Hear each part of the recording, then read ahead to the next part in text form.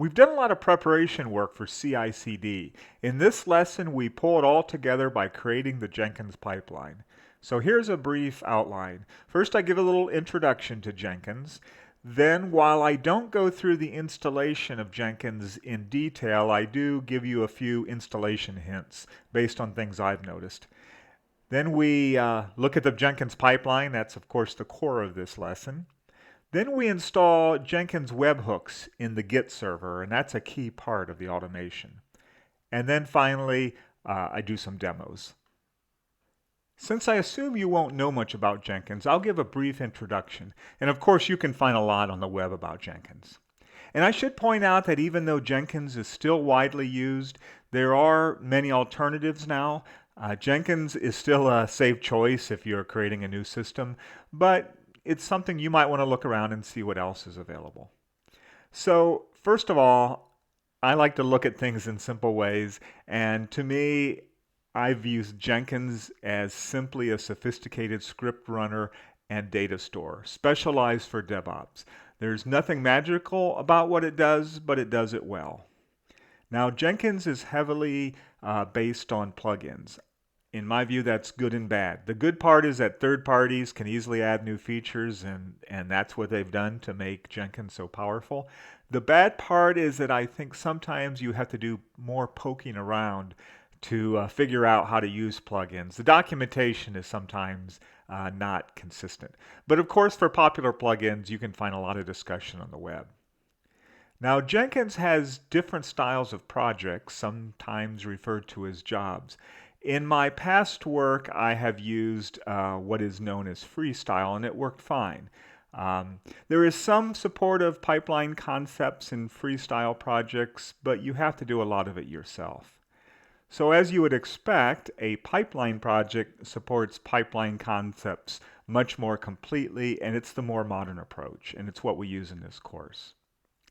Now, when it comes to pipelines, there are two options of how you write them, and the terminology is a little confusing to me. First, there are scripted pipelines. They use a scripting language that is powerful but more complex, and this was the original when pipelines first came out.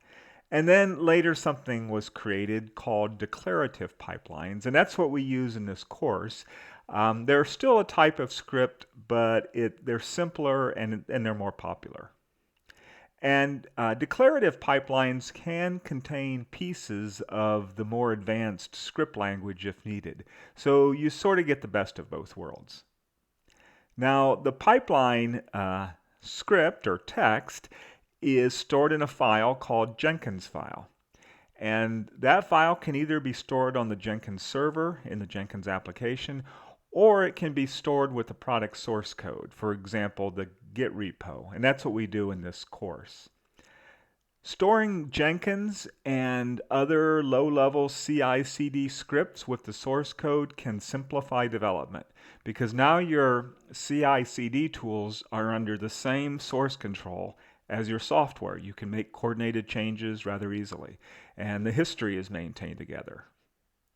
So one final note, a common style is to make the Jenkins file lean, meaning it doesn't contain much logic. All it does is call lower level scripts to do the work. And this keeps you more independent of Jenkins, more of the logic is in your own scripts, and means you'll probably have to learn less about the Jenkins script language because you're using it in a simple way. I'm not going to go through the Jenkins installation in detail, but just give a few hints based on my experience. So be sure to read carefully the Jenkins installation instructions. I do want to point out that I am using Windows 10. Things might be different on Mac OS or Linux. So my first installation attempt had issues installing plugins, and I was getting errors relating to certificates and security. I couldn't clearly isolate the problem, but I was suspicious about the Java JDK I installed because I didn't fully understand Open Java JDK and all the different downloads you can find on the web. And I should mention that Jenkins requires Java JDK, and that's described in the installation instructions.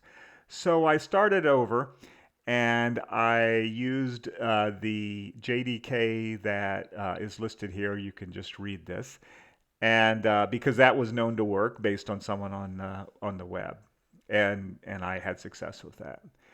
When I was installing the JDK, I did not add it to the path. I didn't think that was necessary, but you do need to have it set up this environment variable called Java Home. I think that's how Jenkins finds the Java JDK. Now, one of the more tricky parts of the installation is you need a Windows user that will start up the Jenkins service. Jenkins runs in the background on your machine. So you could create a new user. I ended up using my own user ID, and by user ID I mean my Windows user ID that I log in with. But I still had to modify Windows security to allow my user to run the Jenkins service. So to do that, you run the local security policy app. Again, this is a Windows thing. And then you go through this sequence to get to the point where you add that privilege. And I'll just skip ahead here. I have a screenshot of the local security policy app, and you can see where I went through this. And actually, the key line is the one right above the highlighted line where it says Gene. I had to add myself to this list, and that allowed my user ID to start the Jenkins service. Now, as I mentioned, Jenkins runs as a service, and its interface is HTTP, and this is the URL by default. The port number is 8080, and as you may know, localhost means that, when you're on a browser, you say localhost, you mean on your laptop that you're using the browser on. So the other key thing is, as I mentioned, Jenkins is based on using a lot of plugins, and these are the ones I installed. Some of these might be installed by default for you, but you should check them. Before we get to the pipeline, I want to show you the email setup, because that gets configured at the global level and not as part of the pipeline. We are setting up email so we can send a message to someone, that being me, if a build fails. Now, I should mention the pipeline itself makes the actual decision to send an email, but at the global level, we define the server parameters and all that sort of thing.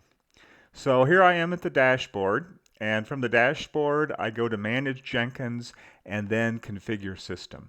Now, my laptop is a little sluggish, so I'm going to pause the recording while I do that. Okay, so I'm in the system configuration, and now we have to find the configuration data for extended email notification. And there it is, right here it starts. And this will only show up after you install the extended email plugin.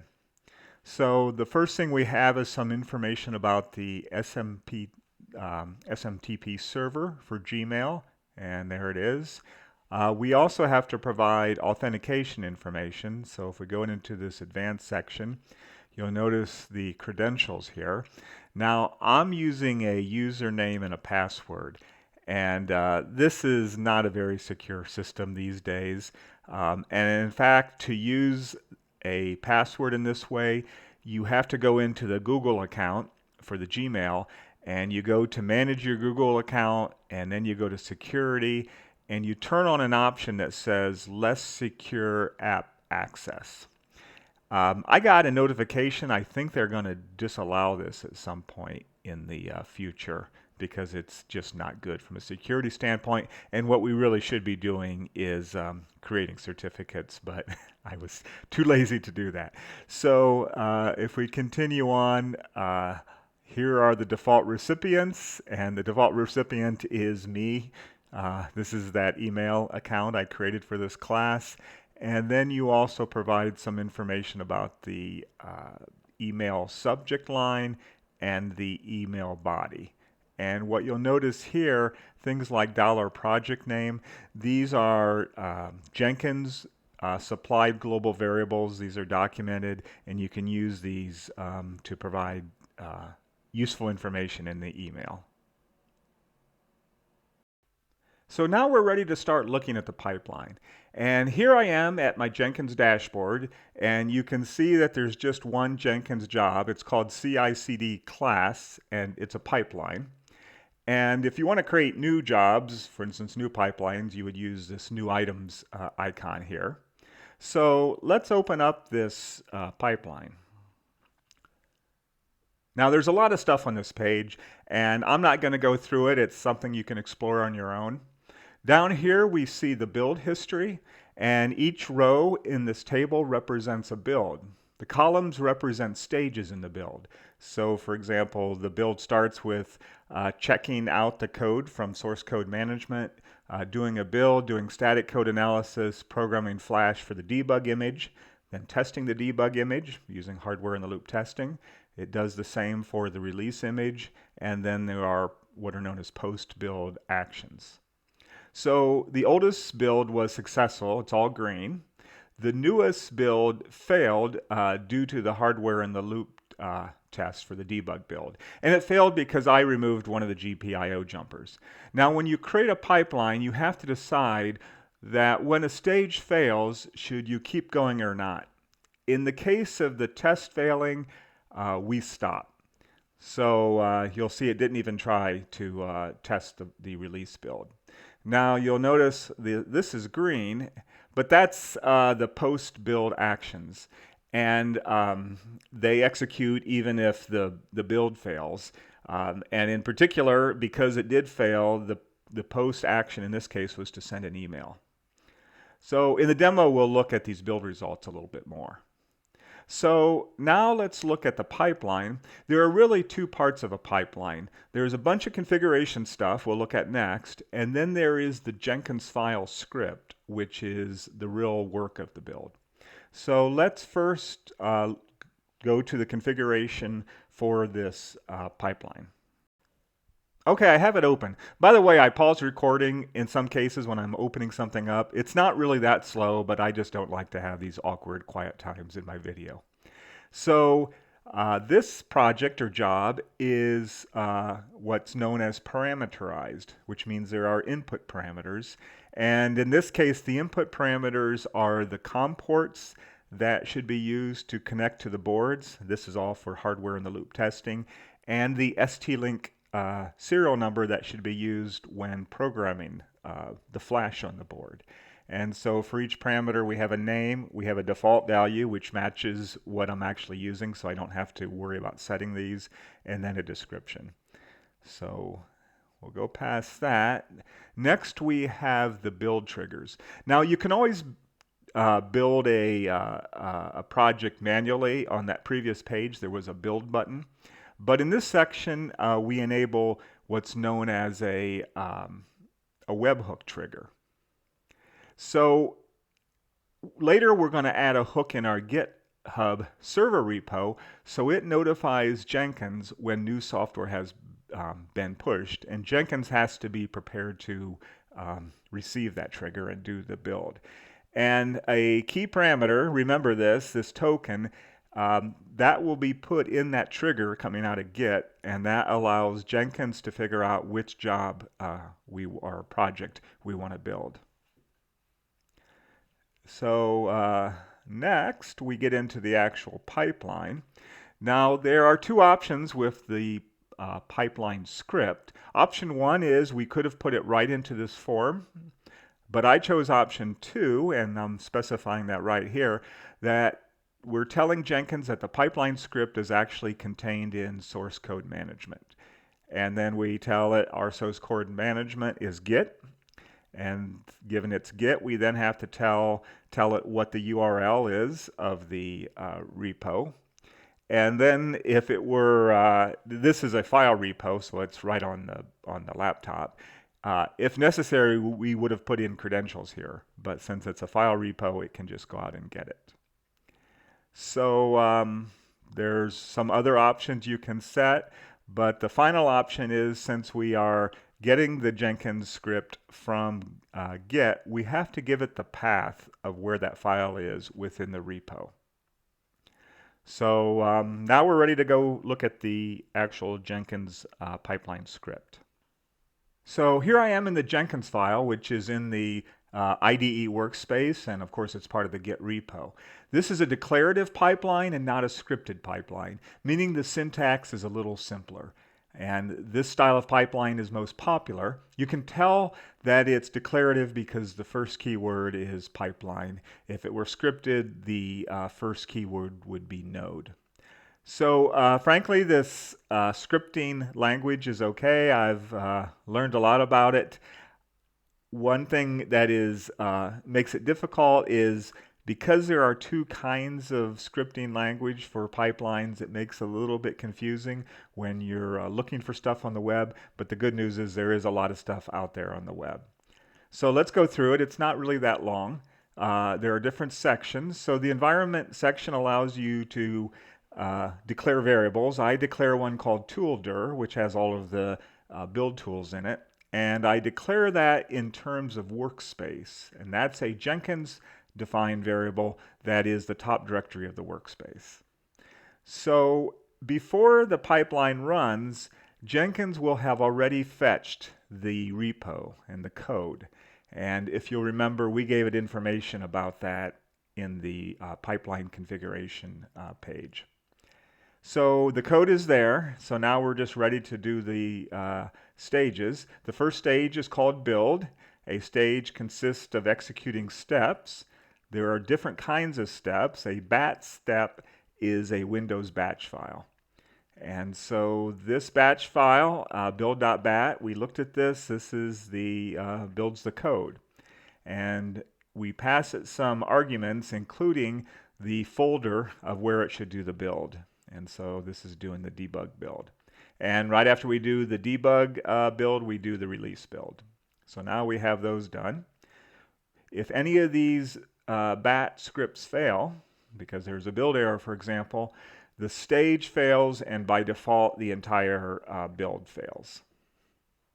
So now we go to the static code analysis, and that runs a little batch script called static analysis.bat. I don't think we looked at this, but it basically just invokes the tool. It's very simple. And in this case, if that static analysis fails, I didn't want the entire build to stop. So that's why I put a catch error in here. And so what this command does is it says if this bat script fails, mark the stage as having failed. So that means static code analysis has failed, but the overall build, just mark it as unstable, meaning it has a problem, but we're going to keep going. So the next thing we do is we program the flash with the debug image. We use that flash.bat script. Then we want to test that debug image. And so we run the hardware in the loop Python script. And we pass it information like the console to use and so forth. We then run this JUnit step. This came with the JUnit XML plugin.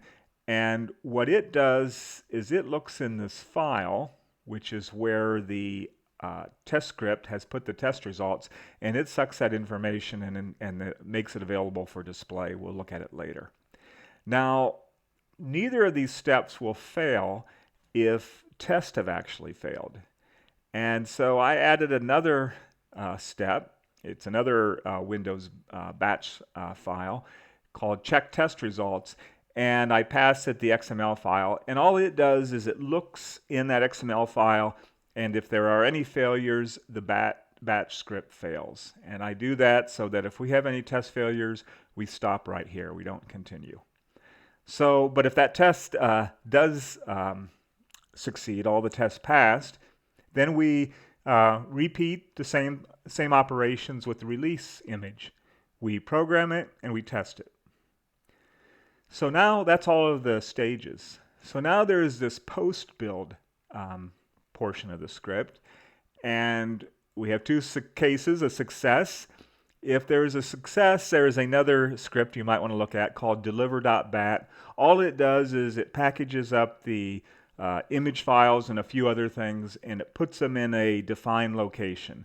It's the delivery area, and I just picked a area on my C drive of where to put successful builds.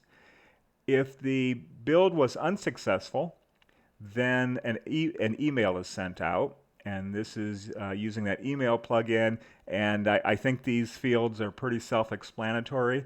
I think they override the fields that if you remember, we configured the email plugin, and I think we gave it the default values for these.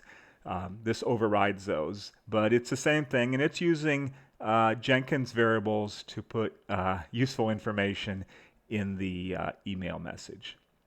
And that's the end of the pipeline. Well, we're almost done. There's one more thing we have to do. We want the pipeline to start automatically whenever someone modifies code in the official Git repo. And fortunately, that isn't too hard. So Git allows you to install hooks, which are scripts that execute when a particular Git action occurs. There are client-side and server-side hooks. We're interested in a server-side hook. In other words, whenever a developer has done all of their private testing and maybe done a pull request, when they push their code to the official repo, we want the pipeline to run. So hook scripts are written using bash commands, even on Windows. I don't know exactly how this works, but that's how it is. And for the server repo, it's a bare repo, the scripts are located in the hooks folder. By the way, for a client repo, the scripts are located in the .hooks or .git/hooks folder, but we're not going to use that.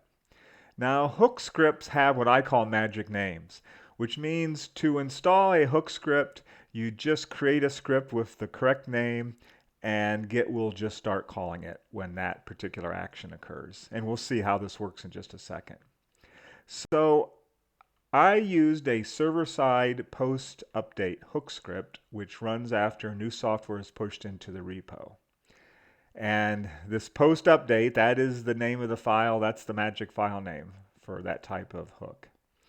So we've been talking about Git. Going back to Jenkins, the generic webhook trigger plugin supports an HTTP REST API that can be used to trigger a build.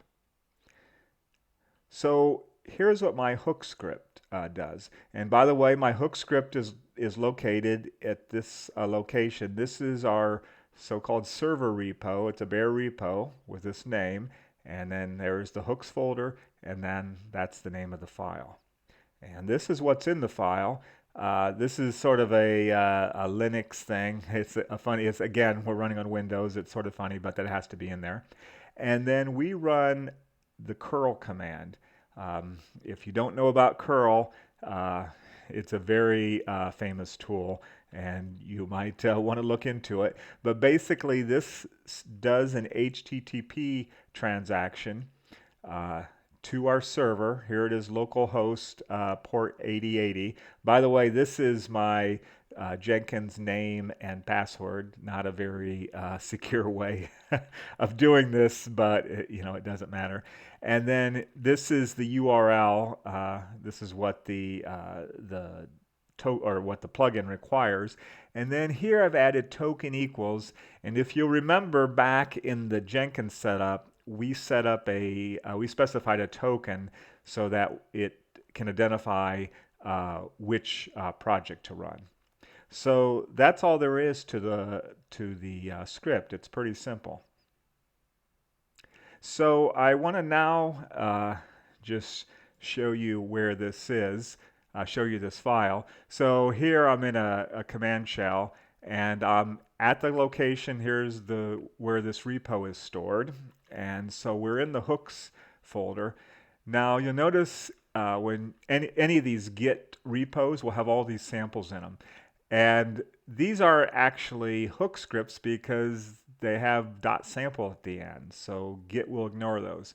But here's my post update script, and that you'll notice doesn't say sample. So if I just cat that, it's what we just looked at. That's it. So that's how the hooks work, and we'll see a demonstration of this shortly. Now for a demo. I'm going to do something pretty simple. I mainly want to just show you how to look at the output of a build in Jenkins. So here I am in the IDE workspace and I just modified some code. Let's do a git status and you can see I modified this file at main. Let's do a git diff and you can see I added a function called dummy. I create a pointer and I set it to null, and then I immediately use that pointer. Now, the compiler didn't notice this, it didn't complain, but I believe the static code analysis will. So I want to push this code to the server. So I am first going to add that file. Now if I do a git status, we see that that file is ready to be committed. So now I'm going to commit it.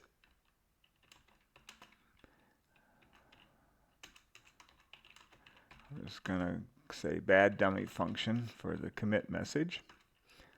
Okay, and finally I want to push it to the repo, to the server repo. And this is what's going to invoke the git hook and trigger Jenkins. So as soon as I do this, I am going to quickly switch to Jenkins. That worked. So now we're in Jenkins, and I don't know if you noticed, it just popped up. It's starting a new build. It waits a little bit, and now I believe it is starting. So it is pulling the code down from Git. That should be fairly quick. And then next it's going to start building it. I'll pause the video now while this pipeline runs. So the build succeeded, but the static code analysis failed. And this yellow color here means the overall build is unstable. So let's take a look at the build in a little more detail. So I can go over here and click on this, and I come up to a page specific to this build. I'd like to first show you the test results, even though it doesn't really apply in this case. These are the results of the hardware in the loop testing, and we can drill down on this. So here's a list of all the tests that were run. Here's the status, and they all say passed. I just noticed these four say fixed. I think that is because in the previous run they had failed, and so it's trying to tell you that there was a change. There is a duration here. They're all 0 because I believe I need to do more work in the test script if I want those durations to be there. So now let's go back to the build, and a key source of information is the console output. So this is the output from all of the steps in the pipeline, and it's a big file usually because it's doing all the builds and whatever. I'm going to look for static analysis. So this is the static analysis.bat file, and it executes somewhere in here. Here's CPP check. And then if we go down a little further, it is pointing out some bad code. And there's that use of that pointer. Here's where the pointer is initialized to null. And there's a message here saying null pointer dereference. So this is a case where the compiler didn't notice this, but the static code checker did. So it's a good example of how it can help you find problems with your code. One more thing I want to show you is this is that Gmail account I set up, and you can see there are messages. This is the one for that last build. It says build 4 has result unstable. So the idea here is sometimes these builds might take quite a while. So if you aren't sort of watching Jenkins, you'll get an email message that says you had a problem with your build. You should go check it out. So that's it for the demo. So here are the prompts for this lesson. I'll just pause here for a second and then go through them. What would be an advantage of doing the Flash programming and automated test steps after the software has been packaged and ready for delivery? Well, ideally, the software should be installed into flash memory or the product exactly how it would be done by a normal user. Now, in our simple project, there is no official installation procedure, so it didn't matter. Why do you think Jenkins waits for a few seconds before starting the build after getting a trigger from Git? Well, this is simply a guess, but perhaps if the project uses 2 Git repos and you want to give the person time to push both repos before the build starts. You can, by the way, I think tune that number of how long it waits to a higher value. You could make it, for example, 30 seconds or something. Well, this is the end of the lesson on Jenkins. I hope it was useful, and thanks for watching.